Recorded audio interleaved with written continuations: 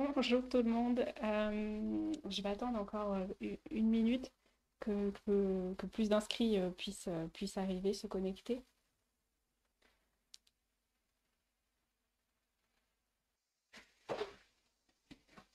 Bon, je pense qu'on va commencer. Je vais commencer par me présenter. Moi, c'est Morgane, donc je suis monitrice de portage chez Naturio.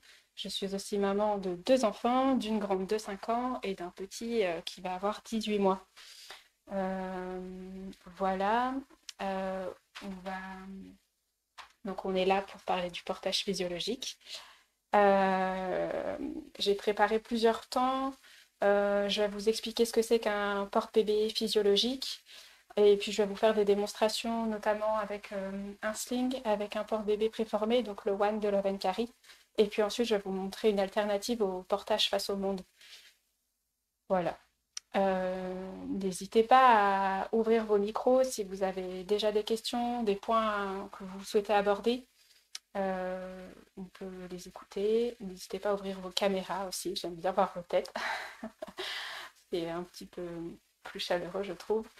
Voilà, donc si vous avez des questions, bah, n'hésitez pas à activer vos micros, à les poser. Sinon, bah, on va commencer tout de suite. Ok, bon, je vois pas de micro qui s'active. Du coup, un porte-bébé physiologique, c'est un porte-bébé qui respecte la position physiologique de bébé. La position physiologique de bébé, c'est une position dite grenouille, avec les genoux plus hauts que les fesses et un dos arrondi. Donc, pour qu'un porte-bébé puisse respecter cette position-là, il faut qu'il soit réglable en largeur et en hauteur pour pouvoir s'ajuster à la taille de bébé. Donc il y a plein de moyens de portage qui existent. Les écharpes de portage, les écharpes ring sling, les porte-bébés préformés que l'on clip. Ensuite, il y a des porte-bébés hybrides avec la ceinture qui se clipse mais des bretelles à nouer, ou alors des porte-bébés qui sont entièrement à nouer mais avec quand même une poche qui est déjà préfaite. Euh, je vais vous montrer donc l'installation avec le One. Donc le One, c'est un porte-bébé qui se règle donc en largeur. Donc je vais le avec grâce à des scratchs et à une petite réglette qui donne des repères de taille. Donc quand un bébé naît, on le règle au minimum.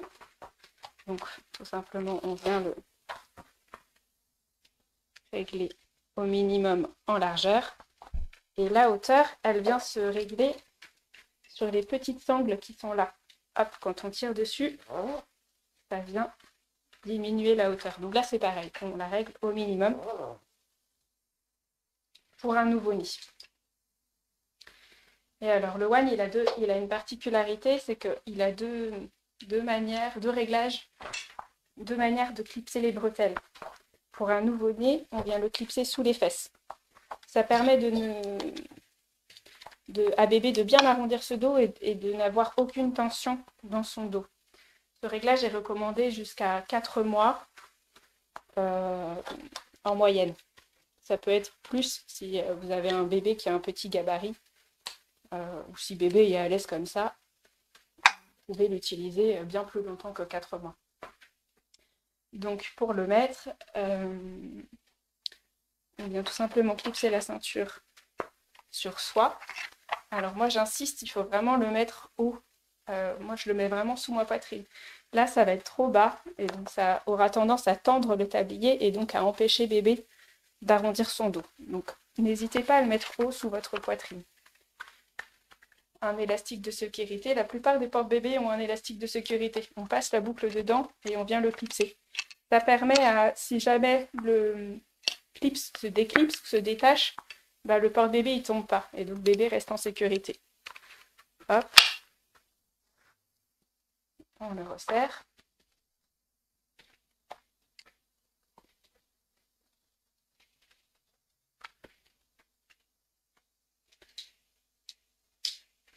On vient attraper le bébé.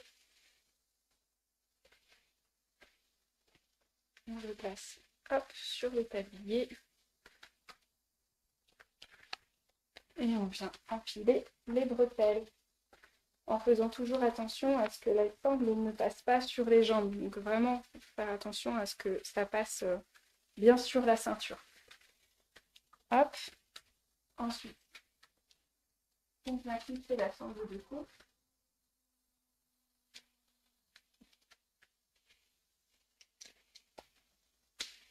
Hop. Si cette étape est trop difficile, des fois effectivement faut être souple, ou alors on a une douleur au bras, ou c'est pas toujours facile à clipser. On peut clipser la sangle de cou avant d'enfiler les bretelles. Mais dans ces cas-là, il faudra desserrer les bretelles et pour pouvoir passer plus facilement sa tête et ses bras ensuite. Voilà. Et donc là, on vient peaufiner les petits réglages. On regarde si bébé est bien centré. Donc là, un miroir, c'est très pratique pour ça. Donc si les fesses de bébé sont mal centrées, on passe la main entre le tablier et les fesses et puis on vient le tirer vers le côté qui est à centrer tout simplement. Hop, si vous trouvez que bébé est trop droit ou pas assez au fond du porte-bébé, on peut attraper ses mollets, remonter ses genoux et hop, pousser bébé au fond du tablier pour bien qu'il s'assoie au fond du tablier. On vient placer les mains de bébé toujours près de son visage. On veille toujours à ce que ses voies respiratoires soient dégagées. Hop, et puis là, ben, on est paré. Voilà, donc ça c'est pour l'installation d'un WAN. Le WAN a l'avantage d'avoir le tablier toute saison qui s'ouvre. Ça c'est chouette en cas de chaleur. Voilà, tout simplement. Hop. Donc pour défaire, on fait l'étape inverse, on déplisse la sangle du cou, on vient défaire les bretelles, on tient toujours bébé et on pose les dents. Ça c'est l'installation dans un préformé.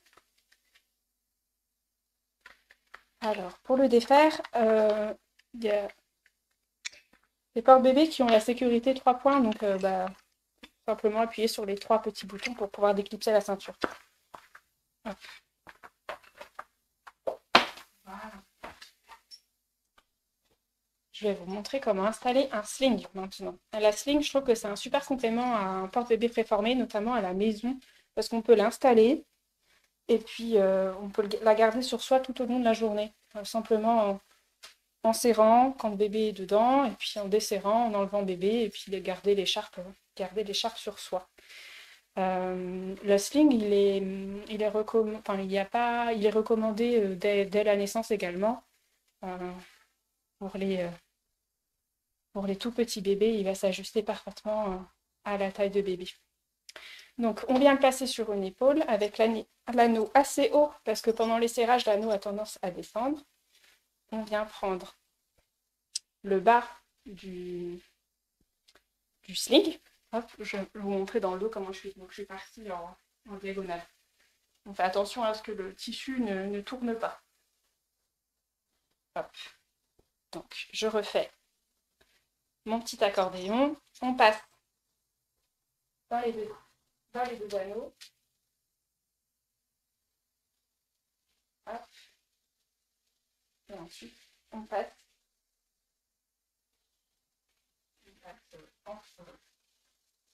entre les deux anneaux.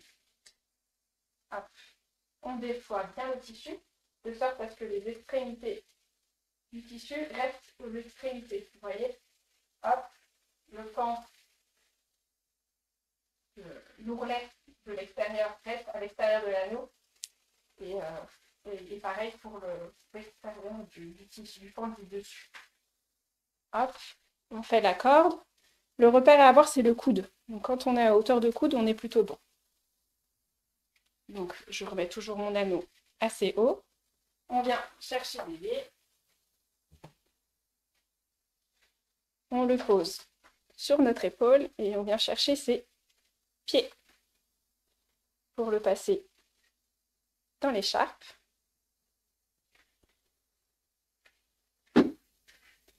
Hop. Et là, on sautille, on le berce. pour qu'il puisse bien descendre et bien s'asseoir sur la corde. Il faut vraiment que la corde soit au creux de ses genoux et que ses fesses passent devant. Une fois que c'est fait, on va chercher l'ourlet du dessus. Alors, je l'ai perdu, voilà, il est là, l'ourlet du dessus, et on vient le déployer sur le dos de bébé, en faisant attention à ce qu'il n'y ait aucun pli. Hop. Et donc là, hop, on est un peu lâche. Donc je vais chercher le tissu en trop et je le ramène vers l'anneau pour pouvoir faire mon serrage. Hop. Et puis ensuite, je viens régler pli par pli jusqu'à l'extrémité. Voilà. Et donc là, bébé a bien le doigt arrondi, les genoux plus haut que ses fesses. L'astuce, si vous trouvez que ce pan de tissu est dérangeant, vous pouvez en faire une corde et le faire passer dans le creux du genou, dans le creux des genoux du bébé, et puis hop, vous venez le bloquer derrière. Comme ça, vous n'avez plus de tissu qui traîne. Si vous avez peur que bébé se blesse avec les anneaux, si en serrant l'anneau est trop descendu et vous trouvez que c'est trop proche de la tête de bébé, vous pouvez tout simplement repasser le pan de tissu sur l'anneau. Hop. Et donc là, pareil, avec le tissu qui reste, vous en refaites une corde et vous repassez sous les fesses, dans le creux des genoux de bébé. Voilà. Et là, on est paré pour le quotidien, pour une petite balade ou pour la sieste de bébé. Il n'y a pas de limite de temps pour porter son enfant. Tant que bébé est bien et tant que vous êtes bien, c'est ok. Vous pouvez continuer à porter bébé sans limite de temps. Je vais vous montrer comment le défaire. On va tout simplement desserrer l'écharpe. Hop. Là, moi, je soulève l'anneau pour que l'écharpe se défaire. Hop, on soutient bébé. Alors, au lieu de faire passer bébé au-dessus, c'est pas toujours facile, moi, c'est l'écharpe que je passe au-dessus. Comme ça, bébé passe en dessous. Et il bouge pas, bébé. Hop.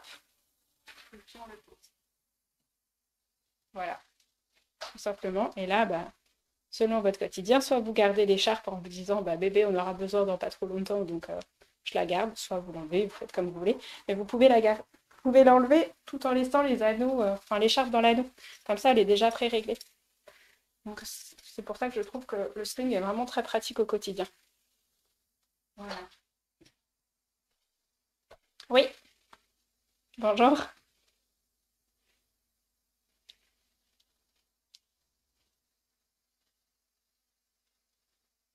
On laisse toujours les jambes à l'extérieur du moyen de portage. En fait, si bébé a un tissu sur ses pieds, il peut avoir tendance il a un réflexe de pousser dessus. Donc, il va se tendre.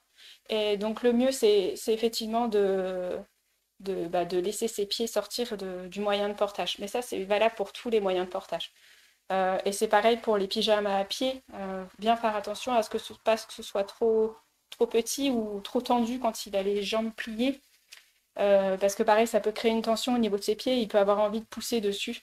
Donc je conseille toujours, quand le bébé est installé dans le sling, de tirer sur le pyjama au bout de ses pieds pour être sûr que ce soit pas trop tendu, ou alors de mettre un pyjama taille au-dessus, euh, ou un pyjama sans pied sur lesquels on met une chaussette. Voilà.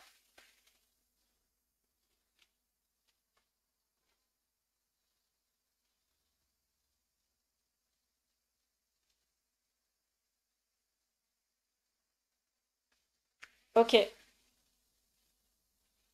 Alors après, si c'est juste des marques rouges, c'est pas dangereux, c'est pas grave. C'est comme une marque de chaussettes ou une marque de drap quand on s'est endormi, enfin quand on se réveille. Et donc c'est des marques qui sont censées partir au bout de quelques minutes quand le bébé est sorti du moyen de portage.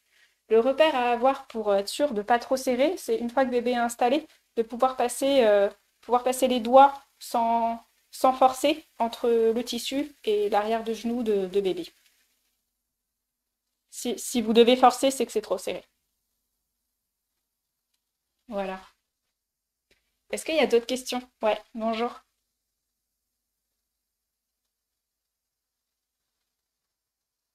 Alors, pour allaiter en sling, Il faut tout simplement desserrer l'anneau et faire descendre bébé du côté du sein où vous voulez allaiter. Voilà, c'est tout simplement. Après, je conseille. Enfin, vous pouvez le faire en marchant, mais c'est vrai que du coup, en desserrant, ça peut. Enfin, il faut. Moi, je conseille toujours de le faire en étant posé quand même si c'est possible de le faire en marchant.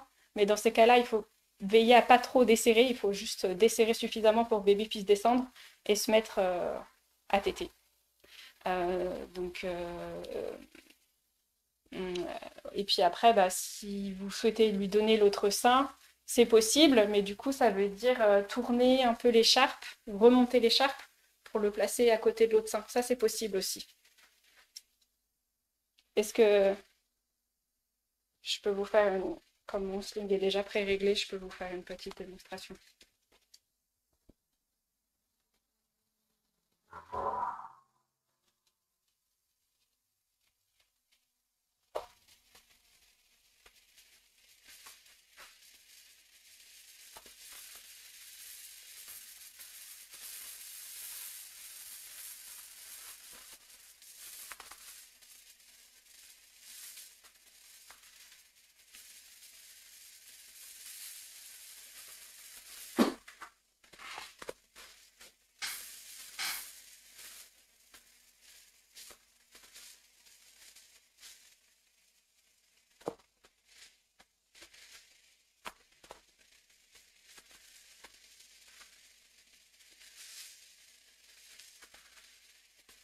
Donc là, quand bébé est installé et qu'il souhaite téter, bah, je vous conseille de desserrer un petit peu, de sorte à ce qu'il puisse descendre. Hop, tout en veillant quand même à ce qu'il y ait quand même un petit maintien. Donc il faut quand même que ce soit assez tendu pour que bébé reste en sécurité. Hop, vous le laissez téter. Et puis quand la tétée est suffisamment, est terminée, vous pouvez le remonter et du coup refaire votre serrage. Si vous voulez lui donner l'autre sein, bah, il va y avoir la petite manipulation de hop, remonter, de le faire changer de côté pour que vous puissiez le descendre. Hop, ça veut dire du coup, ça demande un peu de manipulation quand même, si vous souhaitez le faire changer de sein.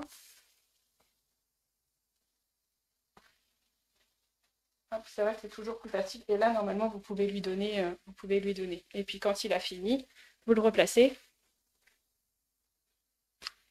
Les cheveux se coincent dans l'anneau. Hop.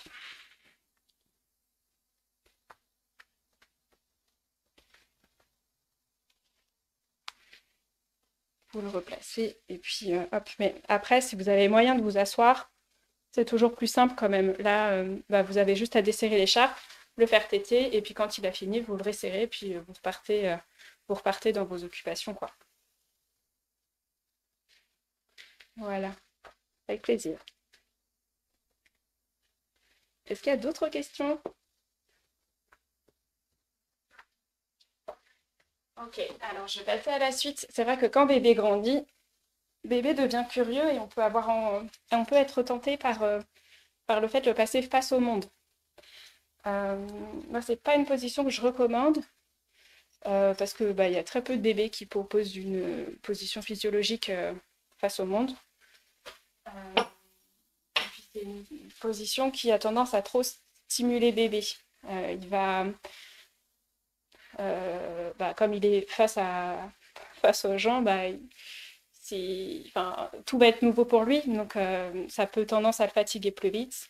Donc pourquoi pas l'utiliser, mais dans un milieu que bébé connaît très bien, donc à la maison, sur un temps très très court, et pas avant 6-8 mois. Voilà, et donc moi j'ai plutôt tendance à conseiller la position soit sur les hanches, pour que bébé puisse voir aussi bien devant que derrière, ou alors sur le dos. Je peux vous montrer, c'est vrai que la position sur la hanche, on a tendance à ne pas y penser alors qu'elle est quand même très. Je trouve que c'est une super alternative. Donc je vais vous montrer comment faire une installation sur le côté avec un préformé. Hop. Donc là, c'est le Gizzy, notre tout nouveau porte-bébé. Je règle la largeur.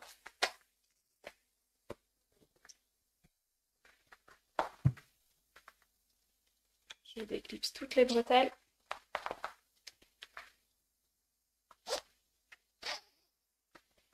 Et je viens desserrer les bretelles.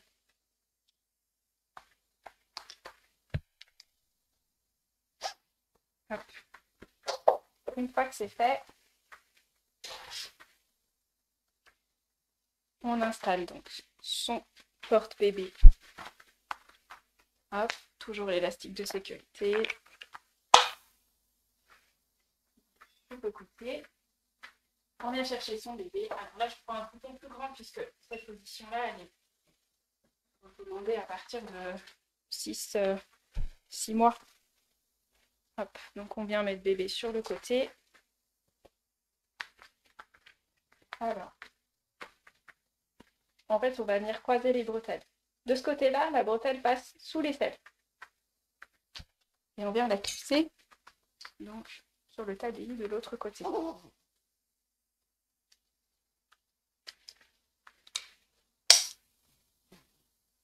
On vient serrer. Donc là, de ce côté-là, bébé est fixé. Et de ce côté-là, on vient passer sur l'épaule. Et on vient venir clipser sur le tablier de l'autre côté. Hop. Et on vient serrer le tout. Voilà.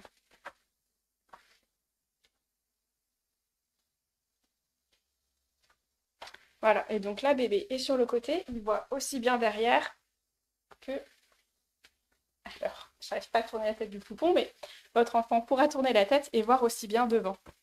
Voilà, et donc ça, c'est une position qui est confortable, que les bébés aiment bien parce qu'ils gardent la possibilité de se cacher contre vous si une situation leur fait peur. S'ils sont fatigués, ils peuvent toujours se blottir contre vous. Donc c'est une position très intéressante pour les bébés curieux. Voilà, et donc pour défaire, attends, je ne vous ai pas montré dans le dos comment ça fait, mais voilà, en fait les bretelles se croisent. Et donc pour défaire, on fait tout simplement l'étape inverse. Hop.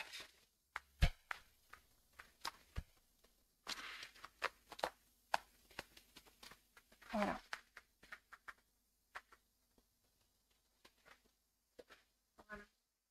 Et donc cette position-là, elle est possible avec des porte-bébés préformés qui ont la possibilité de croiser les bretelles. C'est vrai que si les bretelles sont déjà cousues au tablier, vous ne pourrez pas faire cette position-là. Mais la plupart des porte-bébés ont quand même cette option de croisement de bretelles et donc de portage sur la hanche, sur le côté. Voilà ce que j'avais à vous montrer pour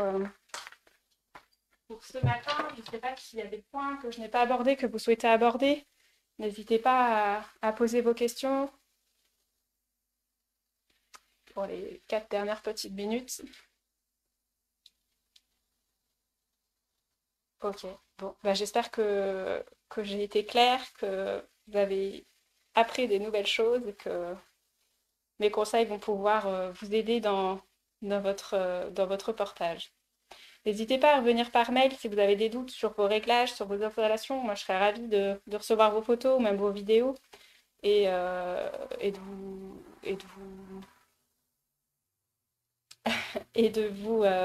vous conseiller dans l'amélioration de vos réglages s'il y a des améliorations à faire, ou de vous féliciter si tout est parfait. Voilà. Je vous souhaite une bonne journée. Au revoir et merci à vous.